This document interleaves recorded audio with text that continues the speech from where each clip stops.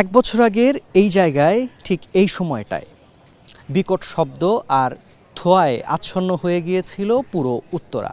এই এক বছরে হয়তো অনেক কিছু স্বাভাবিক হয়েছে তাদের ক্লাসরুম, কিন্তু স্বাভাবিক হয়নি সেই সকল মায়ের বুক, স্বাভাবিক হয়নি সেই সকল অভিভাবকদের মন যারা এই এক বছর আগের দুর্ঘটনায় তাদের সন্তানদের হারিয়েছে, এবং স্বাভাবিক হয়নি সেই সব সহপাঠী যারা তাদের সহপাঠীদের হারিয়েছে ঠিক এক বছর আগের এই জায়গাটিতে।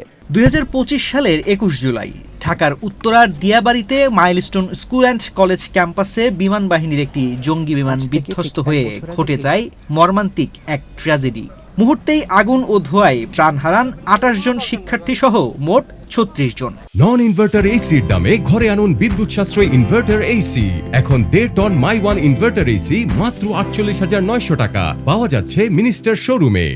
যার মধ্যে ছিলেন বিমানের পাইলট ফ্লাইট লেফটেন্যান্ট তৌকির ইসলামও। সেদিন খবর পেয়েই ঘটনাস্থলে ছুটে এসেছিলেন শিক্ষকরা। উদ্ধার কাজে তৎপর হওয়ার পাশাপাশি আহতদের বাঁচাতে রক্ত দিয়েছিলেন তারা। আসলে গত বছর যে 21শে জুলাই একটা 12-13 মিনিটের সময় বিমানটা এখানে দুর্ঘটনা হয়, তখন আমি সেক্টর 13 ক্যাম্পাসের টিচার। তো আমরা খবর শোনার পরে আমি উইদিন 20 মিনিটস এখানে চলে আসছি। এসে তো এখানকার অবস্থা দেখে মানে খুব ভয়াবহ অবস্থা। এরপর এসে এখানে উদ্ধার কাজে আপনার ফায়ার সার্ভিসকে সহযোগিতা করা, প্লাস আপনার এখানে যারা গার্ডিয়ান ছিল, গ্যাদারিং ছিল, এগুলো কন্ট্রোলিং করা। প্রায় 4টা-4:30 পর্যন্ত ছিলাম।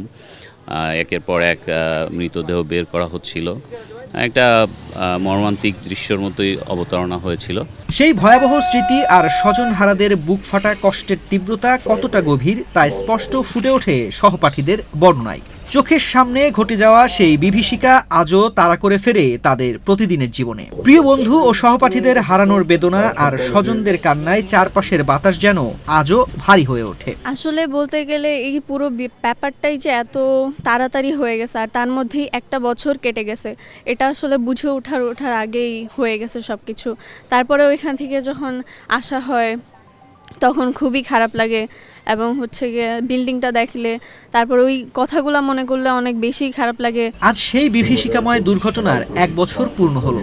ক্যাম্পাসের সবকিছু স্বাভাবিক হতে শুরু করলেও শিক্ষার্থী ও শিক্ষকদের মনে সেই ট্র্যাজেডির স্মৃতি আজও তাড়া করে ফেরে। আকাশে বিমানের শব্দ শুনলেই এখনো আটকে ওঠেন তারা। গত বছর ঠিক এই টাইমে তো ঘটনাটা ঘটলো, তো আমরা আজকে শহীদের সম্মানে একটা প্যারেড করলাম, একটা সেলুট প্রোগ্রাম করলাম। আমরা বিল্ডিংটার সামনে দাঁড়িয়ে আমাদের ঠিকই ডিউটিটা দিচ্ছি, কিন্তু মনে হচ্ছে আমার চোখের সামনে ঠিক একটা বছরের কাহিনীটা ভাসতেছে। সেই বাচ্চাদের আর্তনাদ, সেই আগুন লেগে যাওয়া, প্লেন পড়া, ঠিক মনে হচ্ছে যে এগুলো আমার সব চোখের সামনে দিয়ে ভাসতেছে। আমি ডিউটি দিতেছি, আমি প্যারেড করতেছি, কিন্তু মনে হচ্ছে আমি আমার নিজের মধ্যে নাই। দুর্ঘটনা কবলিত ভবনে উপস্থিত না থাকলেও এই ট্র্যাজেডির মানসিক আঘাত থেকে রেহাই পাননি অনেক শিক্ষার্থী। সরাসরি চোখের সামনে দেখা কিংবা দূর থেকে ঘটনার খবর শোনার আতঙ্ক সবই তাদের ঠেলে দিয়েছে গভীর মানসিক ট্রমার দিকে। আমার কাছে হচ্ছে একটা ছোট একটা বাচ্চা আসে এই স্কুলেরই, তো পরে যে ও এসে আমাকে বলে কি আপু আমার হচ্ছে আমার স্কুলে হচ্ছে একটা রকেট পড়ছে। তো আমি জিনিসটা রিয়েলাইজ করতে পারি নাই যে আসলে কি হয়েছে ঘটনাটা। তো পরে যে আমি হচ্ছে বাসায় গেছি, বাসায় গিয়ে দেখি কি এরকম একটা প্লেন ক্র্যাশ হয়েছে। তারপর যে আমি দেখি কি আমার কাছে এই নিউজগুলো আসতে থাকে যে মাইলস্টোনে আমাদের ক্যাম্পাসে এরকম একটা প্লেন ক্র্যাশ হয়, তারপর যে বাচ্চারা এরকম পুড়ে গিয়েছে। তারপর এটার পরে যে আমি তো অনেক ট্রমাটাইজড হয়ে গেছিলাম, আমি দেখেই ট্রমাটাইজড হয়ে গেছিলাম। 1 বছর পেরিয়ে গেছে, পুড়ে যাওয়া ভবনের দেয়াল হয়তো নতুন রঙে ঢেকে গেছে, ক্লাসরুমে আবার ফিরেছে পাঠদান, করিডোরে শোনা যায় শিক্ষার্থীদের কোলাহল। কিন্তু 2025 সালের 21 জুলাইয়ের সেই বিকেল মাইলস্টোন পরিবারের হৃদয়ে আজও এক গভীর ক্ষত হয়ে রয়ে গেছে। এই ট্র্যাজেডি শুধু 36টি প্রাণী কেড়ে নেয়নি, রেখে গেছে এমন এক দগদগে স্মৃতি যা কোনোদিনই মোছার নয়।